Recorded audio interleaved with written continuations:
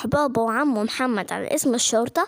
لو سمحت يا حضرة الضابط، في فلوس اتسرقت من بيتي، والحرامي عمو محمد شافه وجا معايا علشان يوصف لك شكله. انت شفت الحرامي يا عم محمد؟ اه يا حضرة الضابط شفته. وقعد عم محمد يحكي للضابط عن اوصاف الحرامي، وكان في راجل قاعد بيرسم كل حاجة عم محمد بيوصفها علشان يقدر يوصل لصورة قريبة من الحرامي. وفعلا بعد ما عم محمد خلص ورى الرسمة للضابط.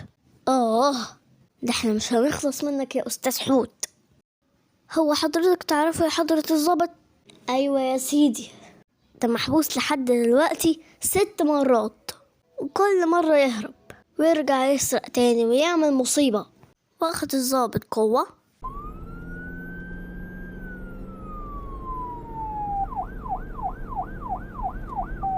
وطلعوا على المكان اللي عارفين ان حوت بيستخبى فيه. اثبت عندك يا استاذ حوت، المكان كله محاصر، مش هتقدر تهرب. بريء يا باشا، بريء يا باشا، والله ما عملت حاجة. انت كمان بتحلف كده؟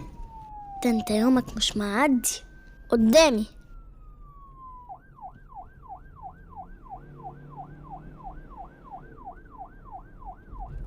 وقدر الضابط يرجع لبابا أمير الفلوس. اتفضل يا أستاذ علاء، فلوسك اهي. شكرا يا حضرة الضابط، الحمد لله يا رب. وفي الوقت ده يا صحابي، أمير كان قاعد في البيت وعرف كل اللي حصل، وكان زعلان وعمال يلوم في نفسه إنه اتكلم في حاجة خاصة قدام الناس.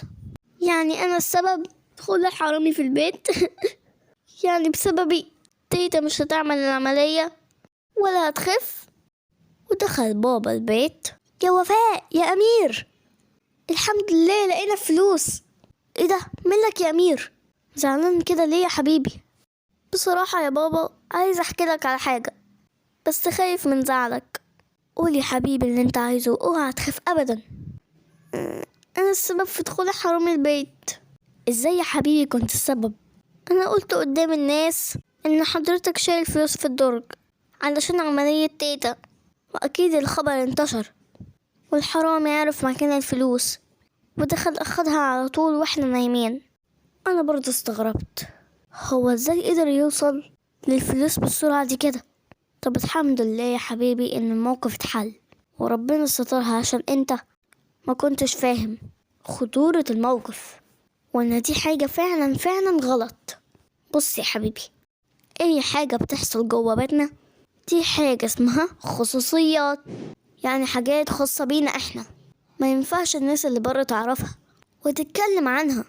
يعني يا حبيبي ما ينفعش تحكي للناس عني وعن مامتك وعن اختك، واكيد انت مش هتبقى حابب ان الناس تعرف حياتك وكمان تتدخل فيها. صح يا حبيبي ولا ايه؟ اكيد يا بابا صح.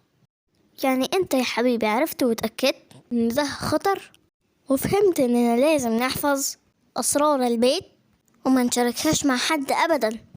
اكيد يا بابا، وده درس ليا عمري ما هنساه. وراح بابا وامير على المستشفى ودفع للدكتور فلوس العملية، وعملت تيتا العملية ورجعت البيت بالسلامة. وفرح أمير وبابا وماما، وفرحت كمان سندس اللي نايمة طول المسلسل. وانتوا كمان يا صحابي لازم تعرفوا ان مش كل الناس طيبة. زي ما في ناس طيبة وبتحب الخير للكل، في ناس مش طيبة وبتحب كل الخير يبقى عندها هي وبس، وبتحقد على اللي حواليها. وممكن حد يكون بيحبك بس يتسبب في أذى ليك بدون قصد. فالأمان أكتر إنك ما تحكيش لحد عن اللي بيحصل جوه بيتك، لأن دي أسرارك أنت وعيلتك. هيا أصحابي، عجبكم المسلسل ولا لأ؟ اللي عجب المسلسل يعمل لي اشتراك، وما عملتوش اشتراك هعرف إن المسلسل ما عجبكوش. يلا استنوني، اللي جاي أحلى إن شاء الله. Goodbye.